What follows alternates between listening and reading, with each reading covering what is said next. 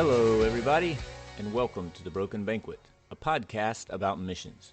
We are your hosts, Will Bailey and Dr. Ashley Goad, and we are so glad that you have joined us for another conversation about the church and missions, about what healthy mission relationships can look like, and as we hear from others who have dedicated their lives in one way or another to mission work. We're so glad you're here, and we hope you enjoy this episode.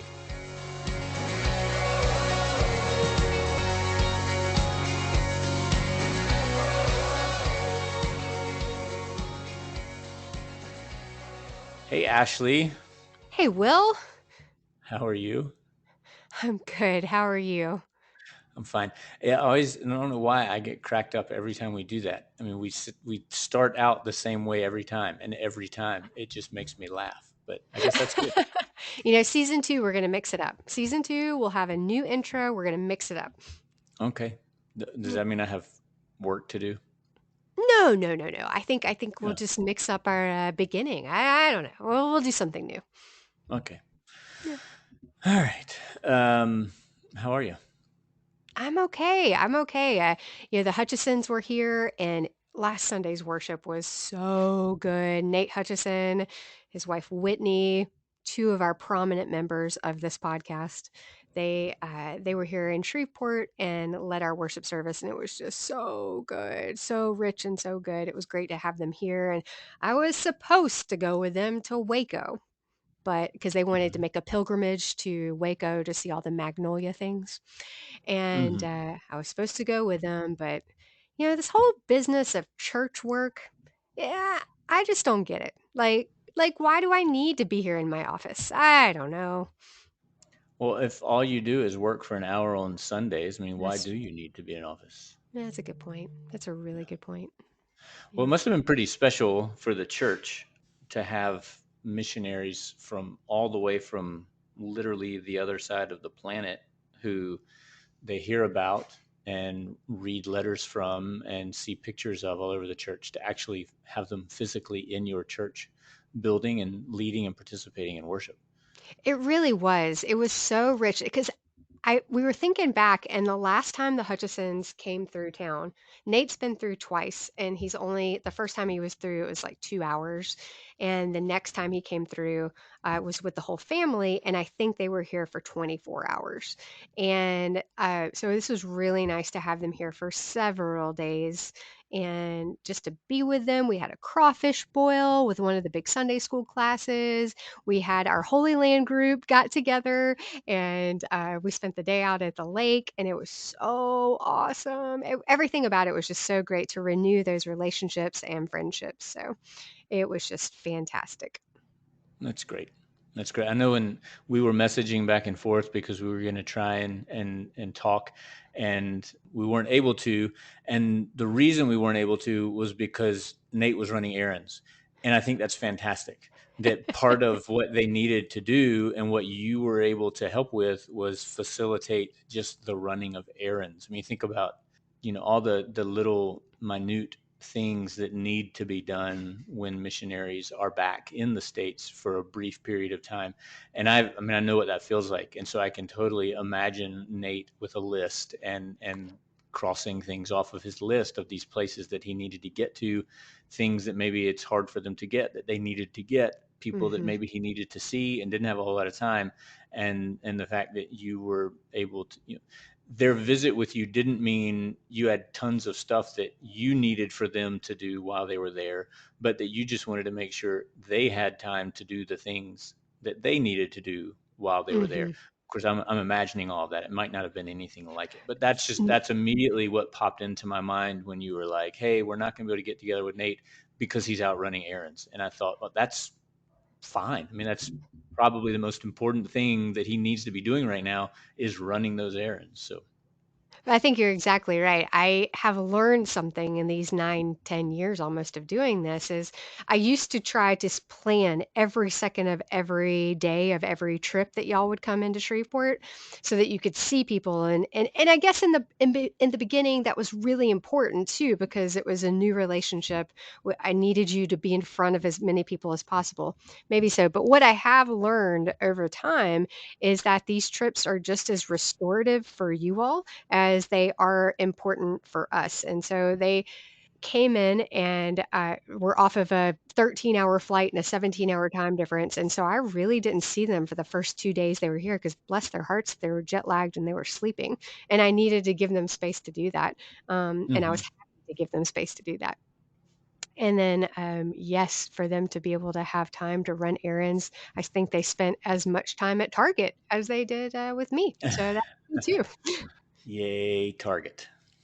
But that's one of the things that I have asked over time is what is it that you need? And one of the things that they needed and wanted was a few days as a family. And so that's why they wanted to go to Waco to see some Hmm. things and to be together Hmm. as a family. The Boones are coming in July. And one of the things they said was, hey, we can come spend 3 days with you, but we also need to spend a couple of days together to have a debrief as a family Hmm. unit where we don't have any other things to do other than be together. So we're facilitating that if they're just going to stay for a few extra days, and I rented the house that they're staying at for a few extra days so that they can have that time together as a family.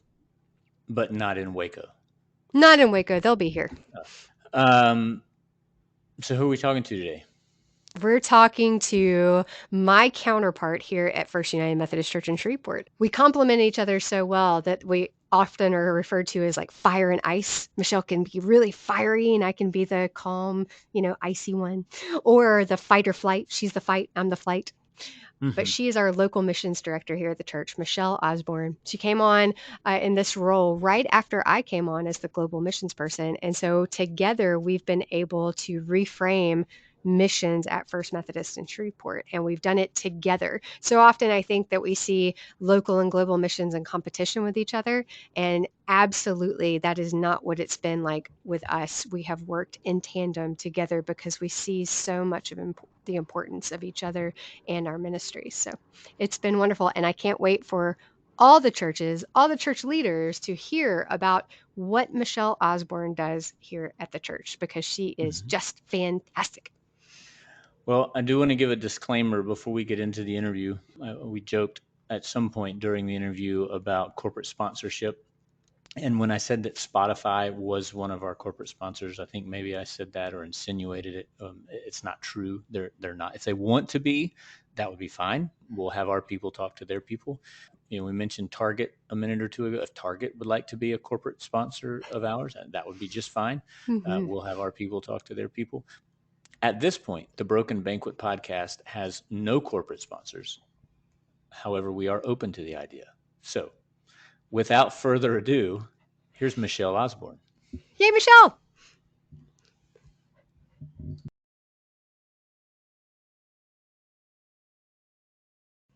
Okay. Are we all still here? We're all still here. Great. Great. It doesn't say that you have any, like you don't have a squiggly line under you. Well, I do on me, Okay, well, on that's all mine. that So matters. we'll just hope that that's I see a enough. squiggly line. That's Okay. all that matters. Yeah. How are you, Ashley? I'm great, Will. How I forgot to hit my do not disturb Hey, button. Ashley, would Apologies. you turn your phone off so it doesn't ring during the middle of our interviews, please? I'm in someone else's office. Let me do that to his too. Hold on.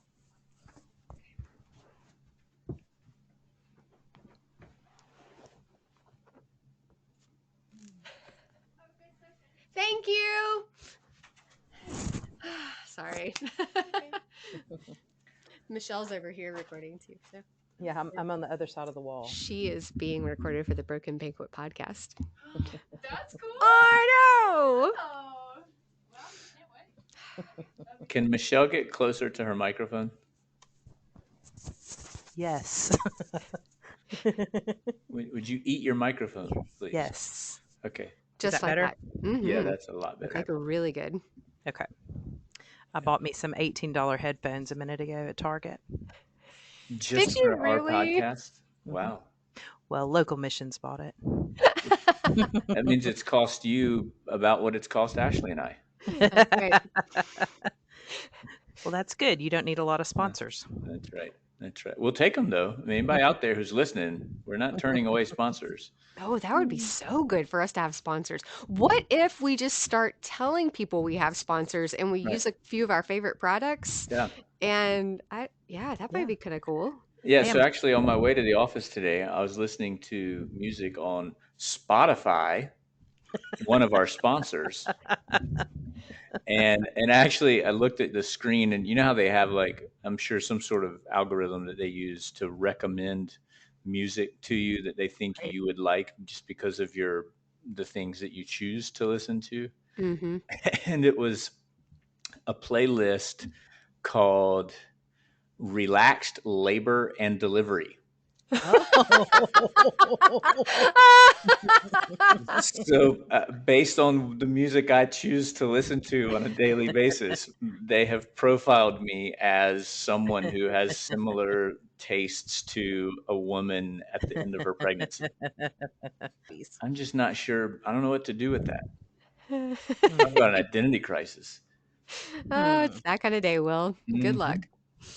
Hey, Ashley, you want to tell everybody who we're interviewing today? Oh, right. We do have listeners, not just us, right?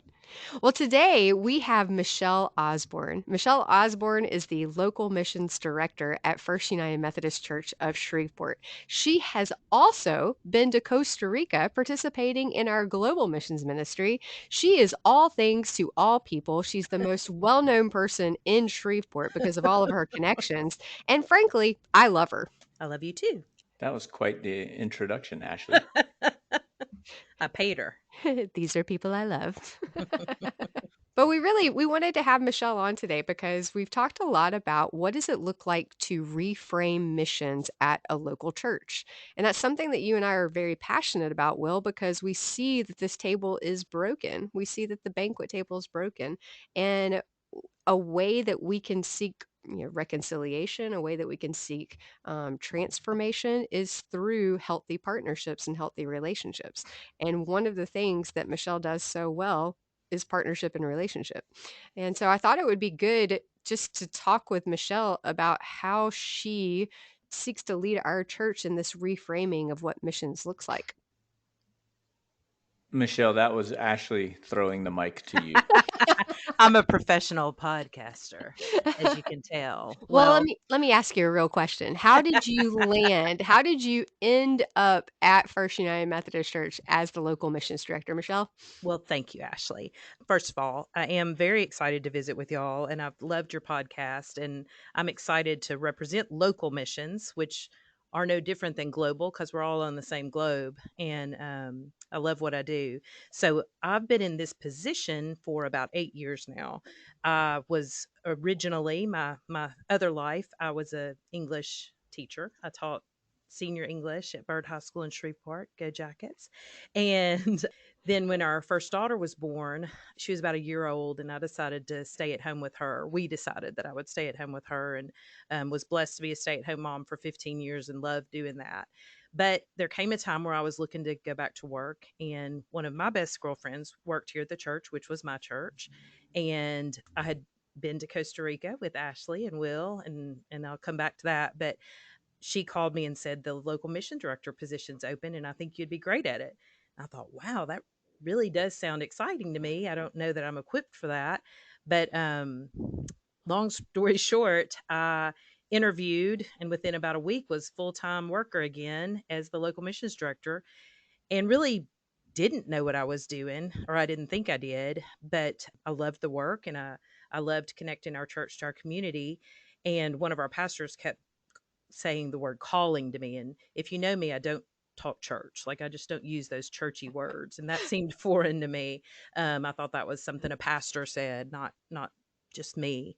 And I came to see over the next couple of years that I really was called to this position and that wasn't a lack of humility to say that out loud. That in that time where I was a teacher and serving the students of our community, and I taught all kinds of kids, all different socioeconomic backgrounds, all different education levels. And then following that, as a stay at home mom, I spent a lot of time in my community, serving our school system, working to provide truly equitable schools for all students. I really was learning how to do this job and making connections and relationships with people that would serve me well here. And so now, 8 years later, I love what I do, and I'm so thankful to be able to connect our community and our church together. Well, let's talk about that because Pat Day, I've said it before in my calling to come to this church that Pat Right. Day, our senior pastor, had this vision to have a partnership on every globe and to reframe local missions and global missions from transactional to transformational. So, Right. what did that mean for you when you first walked in this door? Well, so that was already in place, really, I guess, a couple of years into that new vision. And so thankful for that. Dr. Day had an incredible vision for that. And you have to have people leading it to do it. It has to be very, very intentional. So that's kind of where my job and Ashley's jobs, our two jobs, come in together. It was exactly what I wanted to see. I wanted us to stop doing the light cross work, passing out granola bars and things that didn't matter to anybody, and really helping people live into who God created them to be. So moving into that transformational mission was exactly the vision I had. So I'm thankful it was already in place. There was a time where missions at our church looked like first of the month, we've got so much money, we're going to pay people's bills until the money runs out. And then people knew they could come back in a year. And all we were doing was really creating dependency. And that was not what we wanted to do. But we've really got an incredible community in Shreveport that has been buying into this vision as well, not just our church, other churches and other serving communities. And you just don't see a lot of that anymore. That transactional mission is fading away. Should we go back and define transactional and transformational? I think that might be good for the listeners to hear. So, when you hear the word transactional, Michelle, what do you think? Giving out stuff, Yeah. just passing out stuff. And people need stuff. That's not going to go away. We're always going to have hungry people. We're always going to have people who need clothing or even need help with their rent and utility. People are always going to be in crisis. When you have a community like ours that is steeped in poverty, those needs don't go away. Mhm. But we don't want to do things that hold people in that dependency. So that's where you move into transformational. What are the things we can do that truly help people build their own lives the way they want to see them, the way they were created to be? Not necessarily the way I think it should be, but the way that they were created to be. And one thing that that takes is a lot of time and A lot of relationship time. and compassion. Yes, yes, all those things. It's not the easy way. It's definitely not the easy way. It takes a lot of time for sure. A lot of relationships. Another phrase that we sometimes say, and Ashley, you may remember who said this. I don't. We heard it at a conference one time. They use the phrase connect, not correct. So we're not trying to fix people. It's easy to look at someone and say, well, you need this, or you need that, or you should do this better. But none of us really respond well to that, especially someone in crisis. So we've moved away from looking at people and trying to figure out what their problems are, and just being their friend and walking with them and helping them build their own lives. So Michelle, one of the things that has come up several times is ways, what are ways that church members can feel connected to ministries or missionaries and their families around the world, which there's some challenges to that.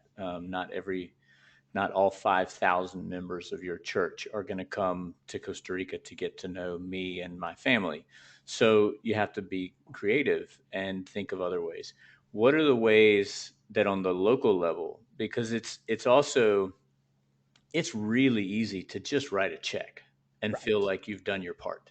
So Right. what are some of the things that you've done on a local level to really try and physically get people to come to the same table? Absolutely. We've got a lot of poverty in our community. We've got a lot of crime in our community. And the people that we really need to be serving the most are often living in the middle of both of those things. And so it can be really intimidating to someone that's not used to that. I remember when I first started this job, someone asked me if I would do like a Sunday school lesson on how to speak to homeless people. And I thought, what an odd question. Just talk to them like you would talk to anybody. It just seemed so strange to me. But I'll talk to a brick wall. So I do have to kind of get outside of myself on that and understand that everybody's not like me. Um, but that has been something we've done. I've literally given written dialogue of how to talk to the person who's asking you for money, how to talk to the person in front of Target that is asking you for food. What do you do? How do you direct them? And I've literally printed this in everything we've got saying, this is how you say this. But bigger than that, we need people engaging with people that don't look, talk, live like they do. And Mhm. it is really difficult. So, one of the things I do is try to make people really comfortable in places they wouldn't necessarily be comfortable. Starting as young as our fourth and fifth graders, we take them for a week every summer. We do what we call mission week. We pull them out of Bible school and do mission week. So every morning we go to one of the serving agencies in our community and they teach the kids about how to serve in that community. So it might be Common Ground, which is in Cedar Grove, which is a neighborhood riddled with crime. And people probably are scared of it if all they see is TV, if they just watch the news. But we teach those kids that you don't have to be scared. Most of the people in this neighborhood are really incredible and want to live in safe neighborhoods just like anybody else. But the bigger piece that comes out of that is the conversation that happens at home. So these kids go home all fired up about serving these communities and teach their parents. And every year, the parents are coming to us just in awe of what their kids have learned and what their kids want to do that they didn't think they would be capable of doing. Um, Outside of that, we just try to continually educate our church membership on how they can serve, how they can Mhm. jump in ways that aren't transactional, that aren't just writing the check, even though sometimes the checks are really important. We want them out engaged with people. We try to make them comfortable with that. One of the things I started after COVID, I call it the tour of hope. I want people to see that Shreveport's not a terrible place just because we do have some problems, and we do. We've got a lot of people working really, really hard to bring hope to people that feel hopeless. And those are our partners. We work with almost 50 nonprofits in our community that all serve in different ways. We have very little crossover, very little duplication of service in those organizations. So after COVID, I wanted people to get back out, get engaged with our community, learn about ways to serve people. And so we started this little tour. We start here at the church. It takes an hour and a half, just a drive-in tour. You don't even get out of the car, and I take them to all these places that I talk about nonstop, Mhm. just to put the visual there that, oh, this is Hope Connections. They serve the homeless. Oh, this is Fuller. They build houses for people, so that people can see all these places they hear about all the time. And every time we finish it, people can't believe that all of this is here in their city. They may have lived here for 60 years and they've never seen these places. They've never seen some of these neighborhoods. But just making them feel comfortable to get out of their own comfort zone, to get into Mhm. places that don't look like their own neighborhoods, and to find an opportunity to meet people that maybe don't look or sound or live like they do. Mhm. So if that's a way that you found that's an effective way to get your church members to feel more comfortable engaging and getting out of their comfort zones, are there ways that you found that are also effective as far as getting the people from the communities that you're in ministry in comfortable to come to the church and to participate in activities that are going on there at the church? Because I think that's hard. It I think is. it's easy to, for someone who has means, to say, yeah, I get it, I'll spend a Saturday, in that neighborhood, working with Fuller Center for Housing, or whatever it is. That's hard enough, but the getting someone from that neighborhood to also feel comfortable and welcome to come into your church, how do you get around that Yeah. challenge? That's really tricky. It Mhm. really is. We are a downtown church. We sit at the edge of one of our most impoverished neighborhoods, and it's one of the neighborhoods we serve the most in. But there is a struggle to get people into our church that actually live in this neighborhood. We are really an oddity. We're a downtown church that thrives, but our membership doesn't live anywhere near where we live, where we sit. So it is a problem. It can be intimidating for someone just walking off the street or who feels like they don't have the right clothes. And we constantly speak that to people, but it doesn't change the fact that we are just not really matching the neighborhood that we sit in. So it is a struggle. We've got an incredible pastor here in charge of discipleship, and we've got a new pastor leading our FaithLink Contemporary service, and both of them have a real heart for making our church look more like our neighborhood. So I hope that's something that we're going to move toward more in the future. Um, if I'm honest, it's not something I've been super successful at. We've brought in other groups. We always welcome other groups to use our facilities. We have lots of groups that are not our church members, whether it's a nonprofit or another, or just even other churches come and use our facilities from this neighborhood or others. But it doesn't always translate into becoming new members of our church or being repeat visitors of our church. So it is a huge challenge. It is. We're a very segregated community still. And understand, I didn't mean that question as a critique of how you all approach local missions. To me, it's a critique of church in general. Absolutely. No, I don't see it as anything like a critique, but it's just the fact. I don't think we're so unusual in that. It's not an easy barrier to cross, but we would love for it to change. We've actually got some brand new housing right by our church.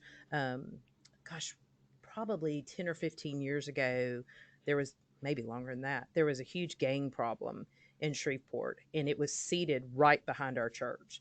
And so our city government made a big concerted effort to eradicate all of the houses that were dilapidated, eradicate all blight. So I'm sitting here looking out the window right now at just empty lot after empty lot after empty lot. So we've had a population decline in this downtown area, but we are a part of the federal program called Choice Neighborhoods. And with that, they are building brand new housing, income based housing right next to our church. I don't even know. I think it's probably like 400 or 500 apartments. It's a lot of apartments. It's a lot. So we've got a really incredible opportunity to reach out to these people and welcome them into our community.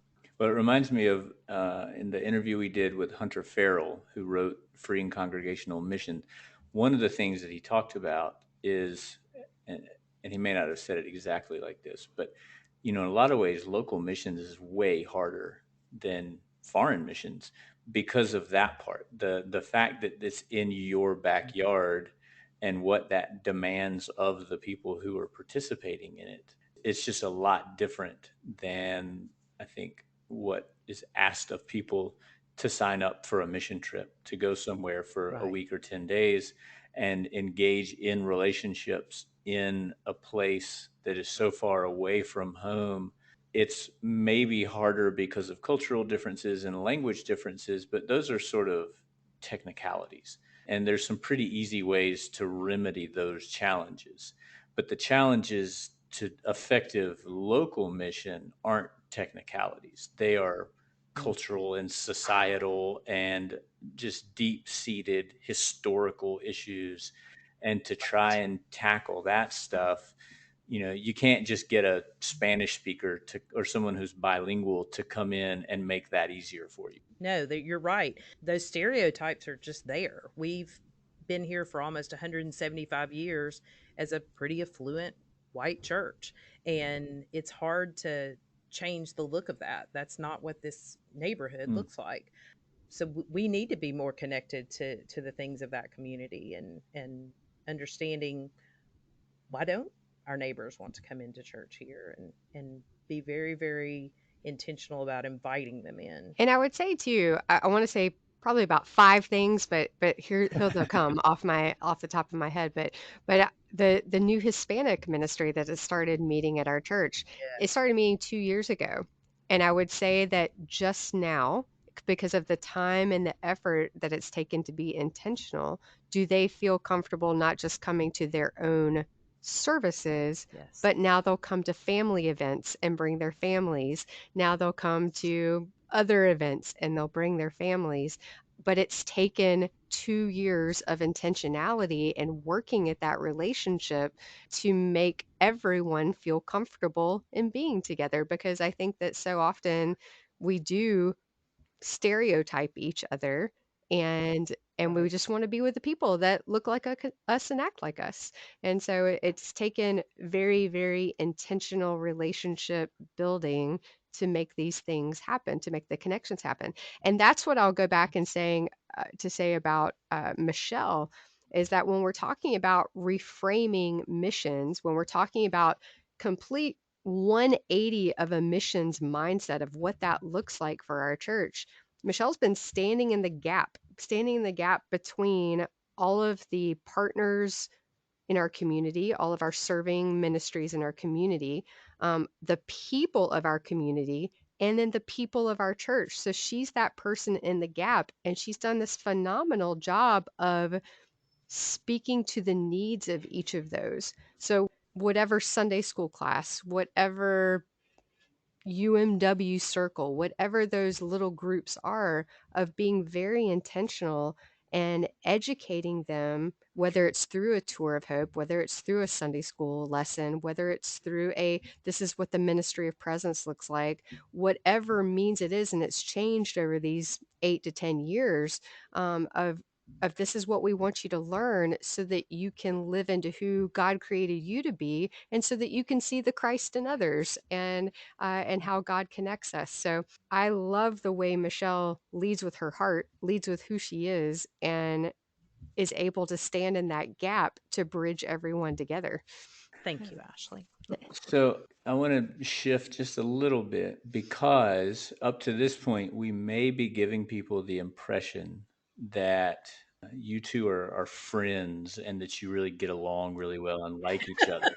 But I know the fact of the matter is that you are enemies fighting tooth and nail for church resources so that your program is the one that does the best. And so I would love it if you guys would share a little bit about what that war dynamic at the church between foreign missions and local missions is like. Well, Ashley and I joke because I'm the fight and she's the flight. So, Fire and ice. so if that was the case, I would have beat her down a long time ago. So no, we are great friends, and I don't think we've ever even considered that we compete with each Yeah. other. It doesn't even enter my mind. I constantly promote the work she does globally, and she constantly promotes the work here locally. I really don't even see a difference in that. We both share each other's mission, and we both encourage each other. I'm so grateful for Ashley. She was already the global missions pastor. She is a pastor at our church. One of the first times I actually spent a lot of time with Ashley was in Costa Rica with you, Will, and your people, and it was shortly after that that I came into this position. So again, God just equipping me for what I needed to do and to have an appreciation for what Ashley does and to have a better understanding of that. And Will and Ashley, y'all speak the same language. I remember, Will, when we were there, you kept saying it's not about the work, it's about the people. And, if I would always rather you be with people than do the work. That's not exactly how you said it, but something to that Close enough. effect that it's yeah, it's more important to take care of each other and to learn about each other than it is to get the task done. And I'm a pretty bad Martha, so I have to be reminded of that. I like checking boxes, so I have to remind myself of that sometimes too. But I mean, really, we haven't had that problem. Ashley certainly has benefactors that have bought more into global. I certainly have people that I know will always jump into local. One of the things that I do a lot is disaster relief. Sitting here in Louisiana, we have a lot of hurricanes, a lot of tornadoes. I put out the word every time that we're collecting funds, we're needing workers to go out and do disaster relief. I pretty much know who those people are going to be every time. There's always some new people, but Ashley's the same. Whenever there's a disaster in Haiti or the Ukraine, wherever it is, she's got her people that'll jump in there. So everybody's got a passion to help. It may not always be the same, but we we just don't compete with each other. And our church doesn't either. I mean, our church budget reflects both of our work the same too. So, one of the most exciting things that I've been able to be a part of in the life of this ministry is taking mission teams from Costa Rica to the United States on mission trips so that they can also Yes. serve and give and all that kind of stuff. And we got to do that at your church a few years ago. And it's just this wonderful intersection between foreign missions and local missions. And I was wondering if maybe you guys could both share a little bit about what having us come into your church, what that meant to you two as the heads of those two programs. Man, that It was great. was great, and it was so interesting because I think at one point you called it a reverse mission trip, and I think that some of us over time quickly caught ourselves because it's not a reverse mission trip. We're living into our calling. So I never called it that. Somebody else insisted on calling it that from one of our partner churches, and I cringed every time they said it. It's like we're not doing missions backwards. right, It's that's just Yeah. right. a mission trip. Sorry, go That's ahead, right. Ashley. No, you're exactly right. Well, I want to speak to that because it's not a reverse mission trip. It's not these servees coming to serve the servers. We're all called. The Great Commission is for everyone, whether you live in Haiti, whether you live in Costa Rica, whether you live in Russia, whether you live in Cedar Grove, whether you live in Allendale.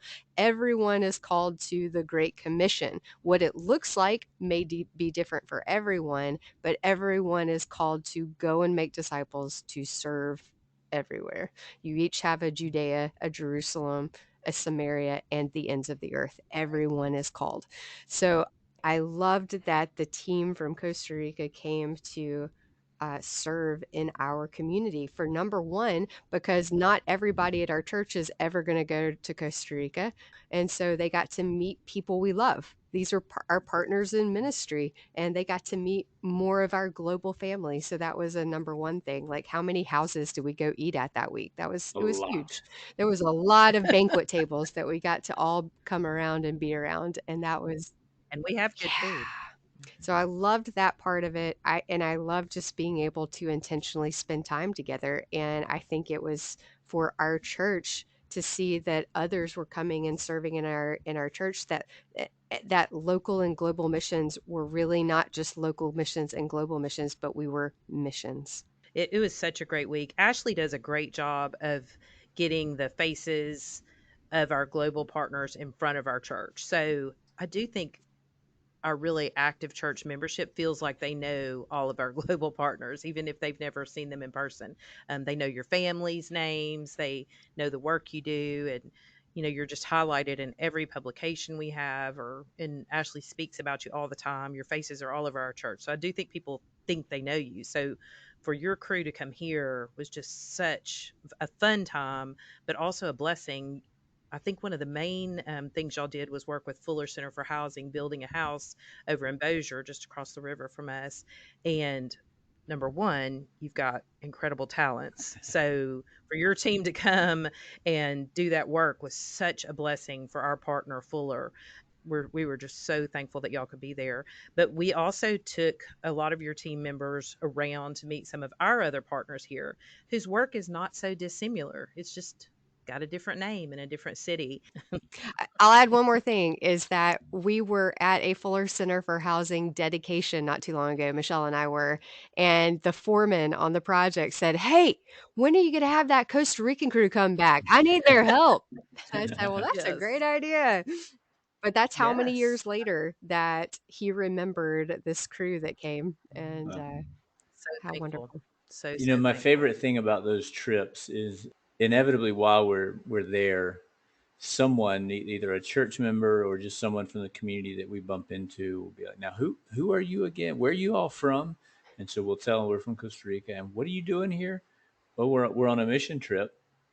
Wait, you're on a mission trip here?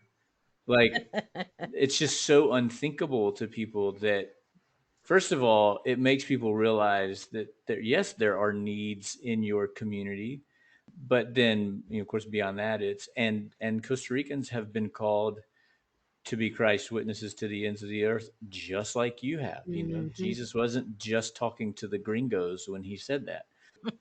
But I think it's interesting how often people are surprised by the fact that we would come into their like we see your community as the mission field, Mhm. just like Mhm.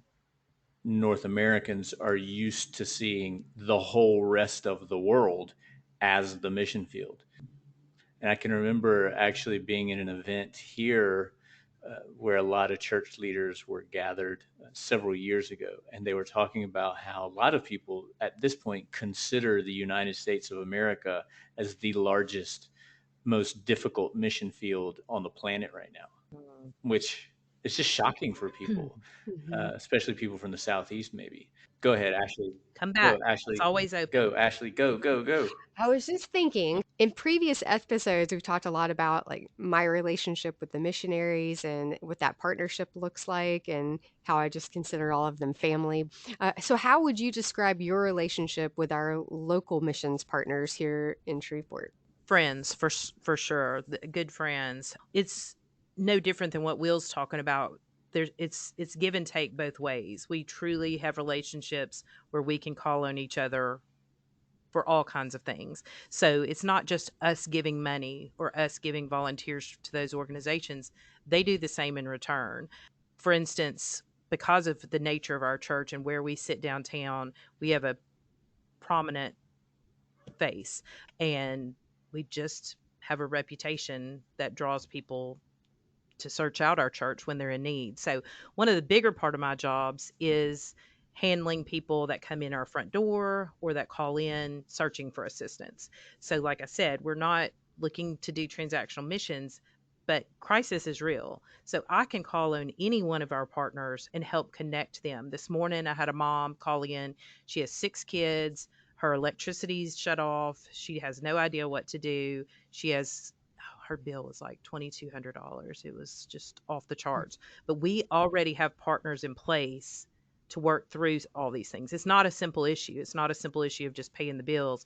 She's got kids sitting in that house without electricity. So I called on our partners. I called on the school board. The McKinney-Vento homeless program helps people not only that are homeless that have school age children, but it helps people prevent homelessness. So I called on them. I called on Catholic Charities, which we partner with to be our resource for rent and utility assistance. We just automatically have all these people that we can call Mhm. on, and we do it regularly. So thankful for that. When you first started talking, Ashley, I thought about when we moved into COVID times, into the pandemic, how quickly we shifted what we did. And it's because we already have those partners Mhm. in place and they know they can call on us. We know that we can call on them. So immediately we started putting out the word about how we were going to help our community through this. I started worrying immediately about the safety nets for our children that were going to be cut off through our school system, for food, for issues of abuse, all of these things that we encounter quite a lot in missions. And so we just kept on cruising, just really resourcing whatever our partners needed. They were able to connect through us, especially for volunteers. People had a lot more time on their hands, and people that weren't worried about getting out and exposing themselves came out in numbers I've never seen Yeah. before. Some part of me wishes for that again because people had the time to give back to their Mhm. community. So that was incredible. I'm just so thankful for our partners. We've got incredible serving community here in Shreveport, and um, we couldn't serve people the way we do without Mhm. them. We don't try to reinvent the wheel Mhm. ever. We People will call in and they want to know what program do we offer. Like, but what do you give us? Like they want us to have a clothes closet or they want us to have a food pantry. Well, we don't need to do that because there's somebody else that's already an expert Mhm. at that. So we will connect them to all of those resources that are available in our community that we already partner with. And I think what I appreciate too is that we have tried to incorporate our partners into the life of the church. So whether it's our local or global ones, Will has been here to speak at our Breakfast of Blessings. Cassie's spoken at our Breakfast of Blessings. From the hub. Sharpell and Bernie spoke at our Hmm. women's retreat. They were the Right. leaders for that. And Stefania and Yolanda were leaders of our women's retreat a couple of years ago. And so, whatever big events that we have going on, how we can incorporate the people that we love and call family, whether it's in our community or around the world, how they also can come and be a part of our faith family. Yes, Mhm. definitely so. Definitely so. And like our church has a monthly publication. Ashley and I both do the same thing. It's very rare that we actually write the article for that because people hear our voice all the time. So we try to have that be the voice of our partner. So on her pages for global missions, it's usually a letter or an update from one of our global partners. And on my pages for local missions, I always ask one of our local partners to just write about what your mission is. Use it as a call to action. What can people do to help you? What can people do to further your mission? And that's another great tool we use to get the word Yeah, out. Will, I don't think you've done that in a while. So, could you get on that? I think the deadline's next week. Sure. See his fingers moving. I would be happy to do that, Ashley. Sure.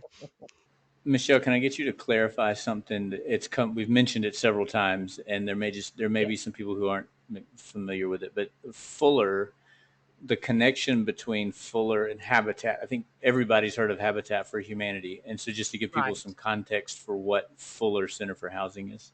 Sure. So it's kind of an offshoot. Millard Fuller was the founder, and he used to be with Habitat for Humanity, and he kind of branched off and did his own thing.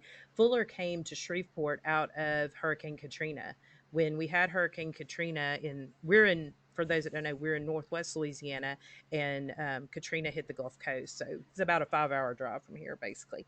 And we, in hurricane situations, are one of the big stops for evacuees. So we have a mega shelter here that can hold thousands of people. And that wasn't so much a thing back then. That's come out of Hurricane Katrina. We've learned a lot through Hurricane Katrina. But a lot of people came from the Gulf Coast here in that storm and never Mhm. left. And we had a huge housing crisis. We did not have enough housing for the people that came because we aren't talking about people that could build their own homes, and reestablish themselves.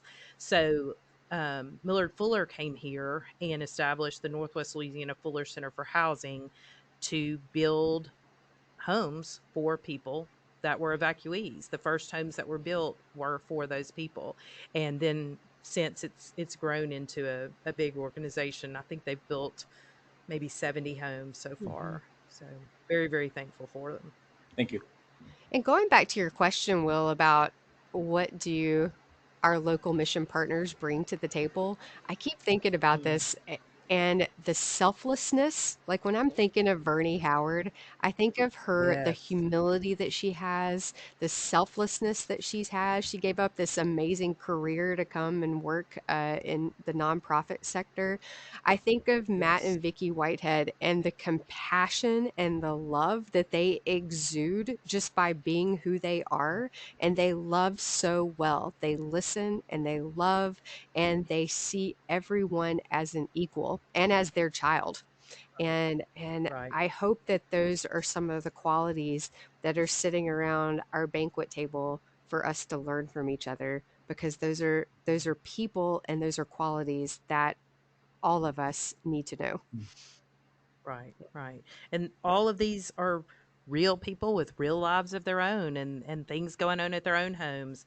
I think about Precious Joy Porter, who works at the Hope House that serves homeless people. It's kind of a simplified. It's a day shelter for homeless people, and her husband just had a liver transplant, and she's been dealing with that while she's serving some of our neediest people in our community, and just never, her name is Joy, and she never lost her joy. Like you just could see it on her all the time. She's so amazing. And throughout that, she was sending her little daily text she sends to me, which always start with some affirmation of how much she loves me and what I bring to her life. I mean, who does Yeah. that? That's just incredible. Vernie, like you mentioned, she too serves the homeless population. She runs Providence House, which is a homeless shelter it again, very simplified. It's a homeless shelter for families. And she offers an opportunity for these families to live there and completely rebuild their lives. And she has just truly transformed more lives than I can even imagine. So living into what we're talking about, not just being transactional, to truly transform lives and help people um, move out of Mhm. dependency. So if this were a call-in show and somebody called in, well, this is all great, fine, and good, Michelle, but here I am at a small local church, and we really want to be involved with our community. So where do we even start? Well, and we are kind of Yeah. spoiled here. We really are. We have incredible resources, and I recognize that not all churches do that. But we work with a lot of small churches. Just around the corner, we have a historical Episcopal church. It's tiny but mighty, and I hear from their church secretary all the time because she doesn't have the time and resources that I have to deal with this because this is my full-time job. So we hear with them and we partner with them and just find one thing that your church can do. You don't have to partner with 40, 50 different organizations. Pick one. Pick one that is a great fit for your church and support them well. I think that that would be incredible. Most churches, matter of fact, I don't know any churches that have the position I have. Usually the mission component is given to a pastor or someone as a secondary Mhm. job. It's not necessarily their primary job. So we're really fortunate at our church to have, like you had talked about earlier, Dr. Day's vision of building this program the way we have it. But a small church just needs to find a focus. Don't try to do everything. Just find one thing that your church would be engaged in and support it well. That would be incredible. I really wholeheartedly believe that moving from that transactional giving of just giving stuff into a place of helping people better their actual lives has has made all the Mhm. difference. I think partnering with a group, even if your church is giving stuff, which we do. I mean, of course we do. We do gather school supplies and that all and food or whatever it is. But that comes from a need from one of our partners. Right. It always is connected to a partner and a need that they have expressed to us. So find a partner to work through those things and it'll truly transform the way your church does missions. Well, I tell you, one of the things that I appreciate about being one of your partners is sometimes we'll have a group come and work with us, and I'll ask them if it's a group that's here for the first time. Tell me about the local missions that your church does, and sometimes they just stare at me. I just think, wow, if this is all of your church's vision for what it means to be Christ's witnesses in the world, that's just not healthy. So I'm Right. thankful Mhm. that you all have found a way to balance both and to give so much priority and support to both and find ways where both overlap and how important it is that the things that are important to Ashley Mm. about these global mission relationships are the same things that are important to Michelle about the local partnerships. Mhm. Because if that Mhm. wasn't the case, then you do easily fall into this sort of battle between our vision for local stuff and your vision for international stuff or Right. whatever. And so the fact that you all speak the same language, that when Ashley preaches or talks or writes about these relationships, and then Michelle preaches or teaches or talks or writes about the local stuff, if people are hearing you all using the same languages and talking about the same priorities and all that kind of stuff, it just makes it so much stronger. And Mhm. I think Mhm. you guys have found a wonderful balance, and we're just blessed to be a part of it. Very thankful. I was speaking to one of our women's groups the other day and I said something and she said, "That's what Ashley That's said." I was like, perfect. "Yeah, That's I love it. right. perfect. Exactly. Yeah. Yeah. Oh, That's right." good. Yeah. So speaking with one Well, voice is wait, important. stop. Was it something good that Ashley had said, or Just was she assume saying, "Oh yes. gosh, here we go again"? That's what Ashley said. I think it was a little different Okay, inflection than okay. that. Just want to make sure. Well, Michelle, I look forward to your book because I think that you probably have some of the best stories in the world of encounters that no one else would believe. Yeah. I'm not going to ask you to talk about any of those, but I will ask you the question of what do you wish we had asked you? Oh gosh. Um, what do I wish you had asked me? Gosh, I can't even think of anything. I just love both of you so much, and I'm so thankful for just the witness that you are to me. Because before I was in this position, I did serve with both of you there in Costa Rica, and again, unknowing that this was going to be even an opportunity for me, I was picking up on so many important things. I remember sitting in church in Costa Rica and picking up every fifth word from my, seventh grade Spanish class. That was about the extent of my Spanish, but really being struck, and this is almost embarrassing to say, really being struck for the first time how we truly all do serve and worship the same God. Mhm. I mean, I know that seems so elementary for a mother that was there with her family to say, but it was so overwhelming to me to feel the Holy Spirit the same way there that I do Mhm. here. I don't know, maybe that's silly, but I'm just so thankful that we can make those connections and be friends with people that we may never even see in person. I've been fortunate that I have met most of our missionary partners, but most of our church members won't. But I think that they truly consider them friends and family. And we're so blessed for that. And the same thing here. I mean, we may not meet all the people that we're serving through our local missions, but we love them and care for them. And I'm just so grateful for it. So, so Well, grateful. I don't think feeling that is silly at all, and I'm thankful that that was part of your experience here. It was great. It was great. The freedom of Mm. worship there was just really, really striking to me. It was wonderful. I need to come back. Yes, you do. Agreed. Well, Ashley, you knocked it out of the park again. You find the best guests for this podcast. Gosh. Well, thank y'all for letting me come on and represent the local folks. I appreciate it. I've loved listening to your podcast. They've been really incredible, really incredible. I'm glad y'all are doing this. Well, thank you. Thank you. Well, Michelle, thank you so much. I know we've taken up a lot of your time, and we really appreciate it and appreciate your honesty. And except for when you were talking about how much you like Ashley, but thank you for Come everything else. on. But no, it's been wonderful to have you, and we know folks are going to enjoy hearing from you. Oh, thank y'all. Thank y'all so much. This has been fun. I was very Oh my intimidated, but gosh. this has been very easy and fun. So if they ask you on people, do it. What she means is we're looking for people to interview. Anyone who wants to be on this podcast, send us an email Anybody. and we'll interview you. All right. Uh, Well, Ashley, it was great to see you. you as Sure. well, Will. And Michelle, we love you. Thank you. Love y'all. I love y'all. Tell your sweet family hello, I Will. will. Thank you. See you guys. Bye, Will. Bye, Ashley.